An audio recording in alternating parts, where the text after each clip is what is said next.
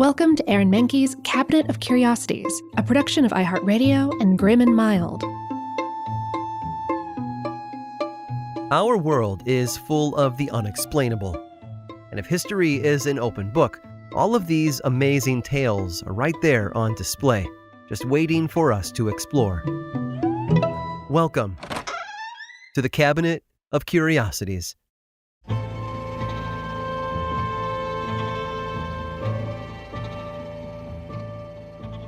Gardening can be a relaxing and fulfilling hobby. From planting flowers and vegetables to trimming and weeding, the end result is something beautiful and sometimes delicious. My oldest daughter likes to propagate succulents, while I am on the national do not sell list for all bonsai tree vendors, thanks to my black thumb.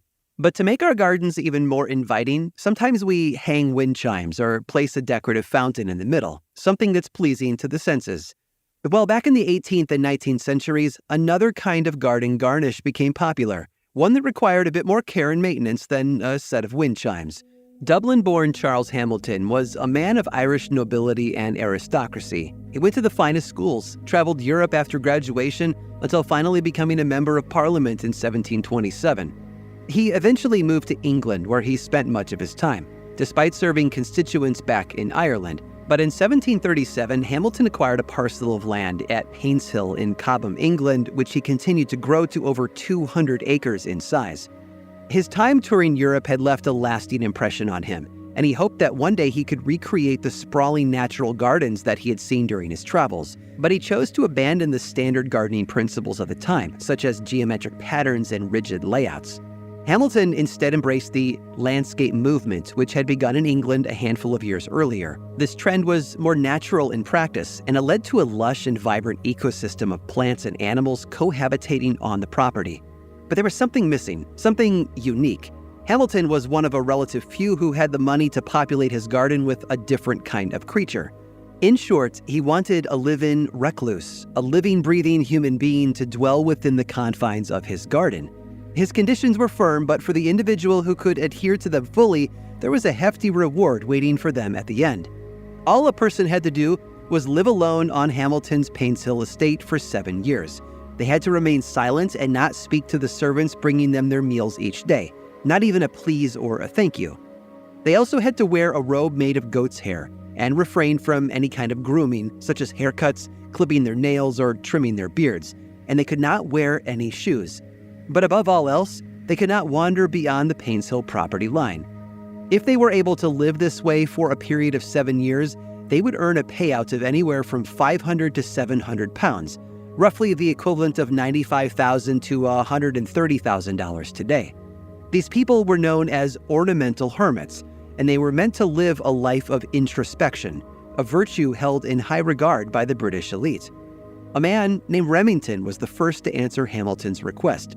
Although despite the short list of rules given, they were apparently too much for him to bear. He was eventually disqualified after being found at a nearby pub getting drunk.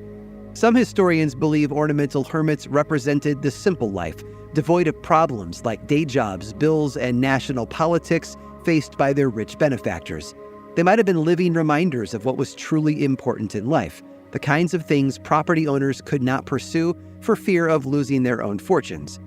The homes of ornamental hermits varied in size and shape depending on the property they were constructed upon, and could be anything from a treehouse to a shack. The first garden hermitage had been built by English antiquarian and physician William Stukeley in 1727. His version was small and humble, nested into the landscape like, as he put it, a cell or grotto. Another hermitage built for King George II's wife, Caroline of Ansbach, was nothing more than a pile of stones arranged in an octagonal shape with some moss and bushes strewn about. The practice of hiring strangers to live on rich people's properties for years at a time died out in the early 1800s. What had started as a way to convey wealth and status dissolved as abolitionists learned of the questionable living conditions of these hermits. It became uncouth to pay someone to live in squalor in your garden. Today, though, anyone with a little bit of money can rent a cabin in the middle of nowhere and commune with nature. The whole industry has been built around the concept. They just don't call you an ornamental hermit for partaking in it anymore. They call you an Airbnb customer.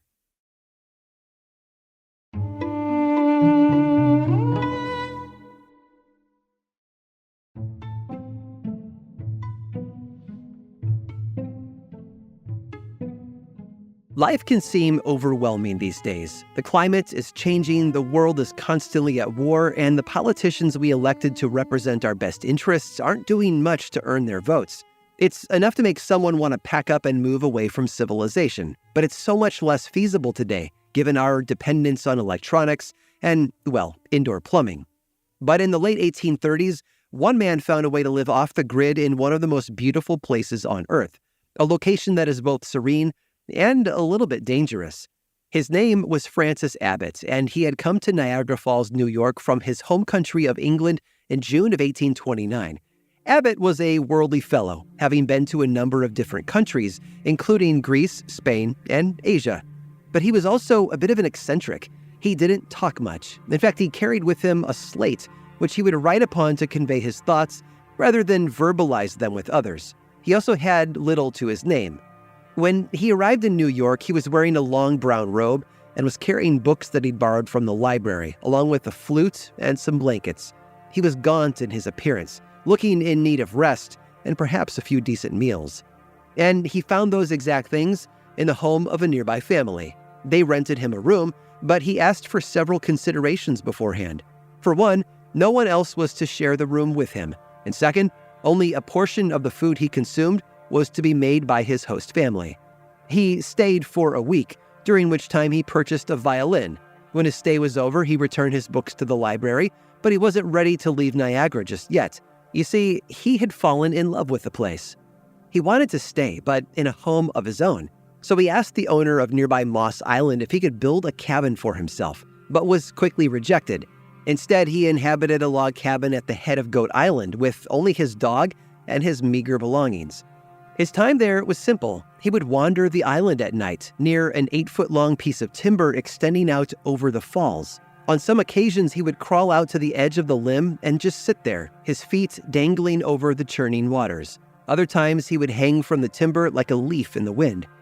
Abbott lived on Goat Island in solitude for 2 years, until he decided to build himself another cabin closer to civilization. He was spending more time near the other villagers now, but he didn't interact with them much. He almost never spoke to any of them, but he wasn't rude either. He was rather affable, and once drawn into a conversation, he could be quite charming. One of the few people that he ever spoke to was George Devoe, who he would get into debates and arguments with on all kinds of topics, most often theology.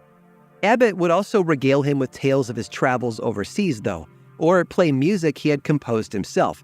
And if any tourists came to visit the falls, he would perform a balancing act on that pier to entertain them. He had ingratiated himself within the community, and he was known by almost all of his neighbors, who also had come to learn of his daily habits. For example, he was often seen scribbling away in various books in his possession, enough to fill a library, in fact. He would also bathe in the river a little ways up from Horseshoe Falls. Now, it's not clear exactly how it transpired, but on the afternoon of June 10th of 1831, Abbott waded into the river, where he drowned. His body was recovered 11 days later by the townsfolk, who carried him back to the village to give him a proper burial among the trees and wildlife he loved so much. In his cabin, they found his flute, his violin, pages of music scattered all over the floor, and his dog. What they didn't find was his writing. Apparently, he only ever wrote in Latin, and when he was finished, he would cast the pages into a fire to be destroyed. Francis Abbott, the hermit of Niagara, didn't live there long, but he made a lasting impression on the locals, so much so that they named the cascade where he usually bathed Hermit's Cascade in his honor. Francis may have lived by himself, but he was certainly never alone. I hope you've enjoyed today's guided tour of the Cabinet of Curiosities. Subscribe for free on Apple Podcasts or learn more about the show by visiting curiositiespodcast.com. This show was created by me, Aaron Mahnke, in partnership with How Stuff Works. I make another award-winning show called Lore, which is a podcast, book series, and television show, and you can learn all about it over at theworldoflore.com. And until next time, stay curious.